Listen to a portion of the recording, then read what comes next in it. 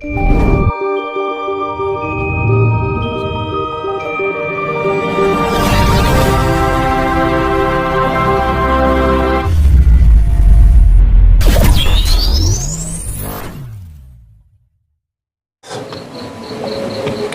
ikhlas.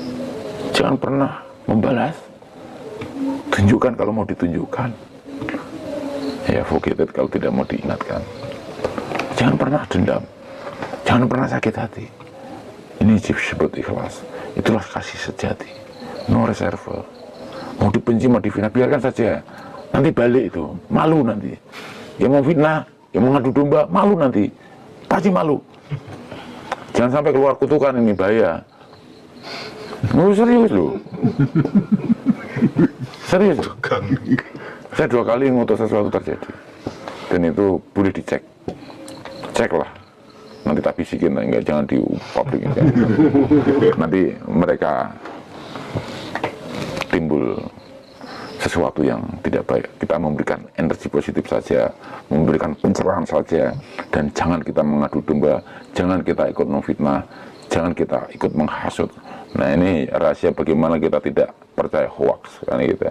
Sekarang kan orang baca medsos percaya, orang baca informasi percaya. Bagaimana tidak mau mengkaji dulu dari sudut pandang berbagai keilmuan, dari dimensi. Bagaimana you teriak tentang Palestina, datang aja tidak pernah. Ini terjadi kan? Bagaimana you bicara tentang Israel, lu nggak ngerti Tel Aviv, apa Yerusalem dan sebagainya. Sekarang kalau mau bicara Yerusalem, kita harus di Yerusalem. Kalau kita ini bicara di Depo, ya harus di Depo aja. Kalau bicara Depo, ya ini ahlinya Depo. Oh, nggak mungkin saya, kayak gitu. Jadi ini kita harus komitmen dan konsisten dalam apa yang kita ucapkan dan kita kerjakan. Kalau kita difitnah, dihasut, ya ikhlas saja. Dijelek-jelekin orang, wah berarti kita lebih dahsyat daripada yang jelek-jelek. Ya, iri hati, lupa, salah, murka kan terjadi. Itu penyakit manusia. Jadi selalu dan selalu berulang. Nah, gitu. Ketika kita berusaha untuk tidak hanya memikirkan diri kita sendiri, Bagong, kita mencoba untuk memikirkan bagaimana nasib banyak orang begitu. Ternyata problem yang paling banyak kita jumpai adalah kemiskinan, hutang, dan lain sebagainya. Saya ingin mendengar secara langsung bagaimana menurut teorinya Mbah Kong seseorang itu bisa terbebas dari zona kemiskinan. Apakah kemudian ada wejangan-wejangan khusus begitu? Ini sangat ditunggu-tunggu banyak orang. Iya. Kalau kita ingin tidak jatuh pada kemiskinan, ya jangan murka. Sumber penyakit manusia kan cuma 2. Jangan memaksakan kehendak, jangan berprasangka buruk. Sumber penyakit manusia 2 hal itu saja. Jangan memaksakan kehendak, jangan berprasangka buruk, agar tidak lupa, tidak salah, tidak iri, tidak murka. Itu doang, ya kan? Kalau kita memaksakan kehendak, nggak punya mobil, lu kredit loh. Bulan ketiga nggak bisa kredit lagi kan, nggak bisa bayar lagi. Belum punya rumah, lu maksain kredit juga. Belum punya apa, kita utang juga. Ini hindari, karena ini memaksakan kehendak. Jangan memaksakan kehendak, jangan berprasangka buruk, maka kita akan sejahtera, bebas dari aneka kemiskinan lahir dan batin. Apa yang disampaikan Mbah Kong itu kan langkah-langkah yang bersifat preventif. Bagaimana kalau kemudian seseorang yang sudah berada pada zona itu, terus kemudian dia ingin segera keluar, langkahnya seperti apa supaya bisa keluar dari zona kemiskinan itu? Kiblatnya mudah kan, kita punya ponokawan itu tadi. Kita ikhlas menapa, punya master plan yang baik, tetap rukun dengan siapapun, sobun jagong, sharingin. Jangan sugih, aku punya utang bu bayarin pasti kan gitu. Oh iyalah. Ya kan? Ini jadi ponokawan pegang aja. Ya, ponokawan ini dipegang. Oh, contohnya jelas sekali kok. Momong Pendowo Limo. Momong Pendowo Limo. Pancadriamu dimong. Pancadria itu apa aja, Mas Kom? Ini mata kita, hidung kita, mulut kita, kuping kita, rasa kita. Kan pancadria. Oh, Pendowo Limo itu kan. Jadi ngemong Kang Limo itu tadi. Hawa Songo itu tadi dimong dengan Ponokawan. Weruh Kang Papat. Supaya kita tidak angkara murka, supaya tidak kita mengumbar Hawa Songo, maka harus weruh Kang Papat itu tadi. Maka kita bisa mengendalikan diri, memiliki self control itu tadi. Itu harus saya ulang lagi kan. Harus ikhlas tadi, harus punya master plan, harus rukun, harus selalu silaturahmi, kan? Ini kembali ke sana. Jadi sudah jelas ya, aplikasinya jelas sekali. sebagian orang yang hidupnya sudah maju, mereka menekankan betul dahsyatnya kekuatan pikiran. Yeah. Nah, saya berulang kali membuktikan teori itu, dan memang sampai saat ini hampir selalu menjadi kenyataan. Dan saya timbul pertanyaan, ada rahasia apa di balik fokus pikirannya manusia? Tadi Bagong singgung tentang jasmani dan rohani.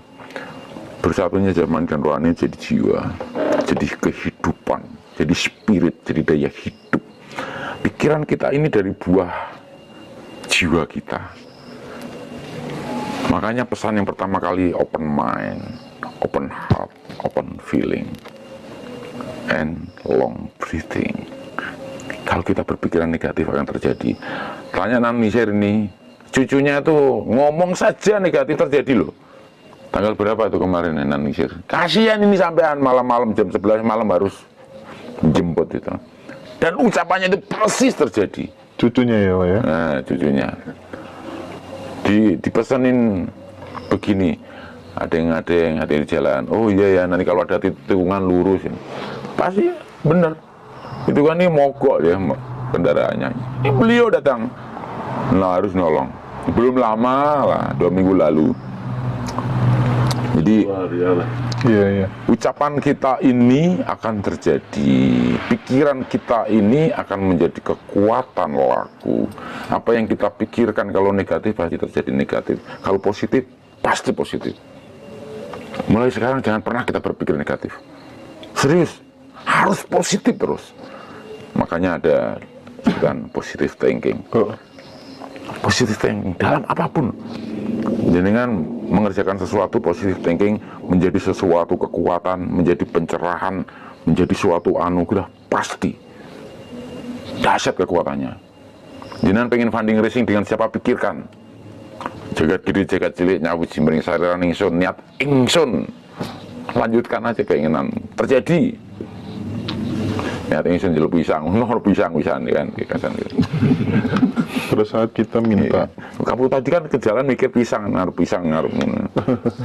pada saat kita menyatukan antara lisan, pikiran dan perasaan, tapi kemudian kok lama ya, gak terwujud jadi kenyataan ya. Iya.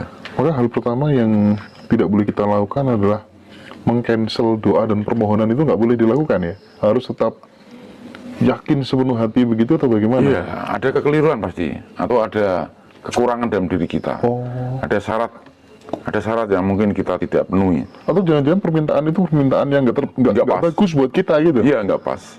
Jadi application of life-nya nggak tepat. Iya, serius. Kamu saat ini minta helikopter, kamu nggak punya lapangan helikopter, nggak punya bensol, nggak punya apa. Jadi kita berpikirlah apa yang kita perlukan. Terjadi. Realistis lah terhadap permintaan itu. Jadi kadang-kadang sekalipun itu illogical, kalau bermanfaat itu terjadi. Serius. Kalau bermanfaat. Iya. Illogical itu pasti terjadi. Bagong kalau nanganin orang kerasukan misalnya, kalau orang-orang kan hibur nanganin. Bagong cukup saya lihat aja. Saya memanfaatkan bahasa rohani, memanfaatkan spirit of life, memanfaatkan directing. Kalau negatif, jangan hadir di sini, ya kan? Jangan pernah mengganggu saudara saya. Ngobrol sama saya saja. Serius. Oke, sekarang saya masuk ke keajaiban Tuhan, aku. Iya. Ketika bersinggungan dengan orang-orang yang membutuhkan pertolongan, ya kan? Misalnya entah dia sakit atau ada problem lain begitu. Iya. Saya ingin Bakong bercerita tentang keajaiban Tuhan ketika melakukan aktivitas seperti itu. Tujuannya lain dan tak bukan untuk pamer dan lain sebagainya, tapi paling enggak orang itu terinspirasi. Oh, kalau kita memang benar-benar bisa menerapkan rumus hidup yang disampaikan Bakong itu ternyata bisa seperti ini loh. Itu kan mampu mendorong dan menggerakkan nurani seseorang untuk berubah menjadi lebih baik. Monggo Bakong. Iya. Kalau kita melakukan sesuatu untuk kesombongan, langsung loss. Beliau cabut dari kekuatan kita. Tapi kalau kita tulus, berserah sebagai jembatannya, ya dan amin. Serius. Jadi jangan pernah kita ragu-ragu. Kalau memang minta tolong pada Bakong, percayalah. Dan kita sendiri yang dimintain tolong pasti bisa melakukan yang luar biasa. Iya. Banyak hal lah. Banyak hal. Kalau saya ceritakan, saya takutin kesombongan. Iya. Jadi saya tidak mau menceritakan. Iya, paham. Tapi kalau hadir di depan Bakong harus saya sentuh. Iya. Minimal saya lihat. Tanya semua produser film yang berhubungan dengan Bakong, yang ada kaitannya dengan produksi tetapi di luar produksi. Itu keajaiban. Misalnya kesurupan massal, kerauan, tidak pada tempatnya. Ini bisa selesai dengan indah. Karena tidak berperang, tapi menyambut. Seperti halnya jenengan bertamu di kediamanan lingsir ini, disuguhin teh, disuguhin pisang kasarane, sing ono diaturke.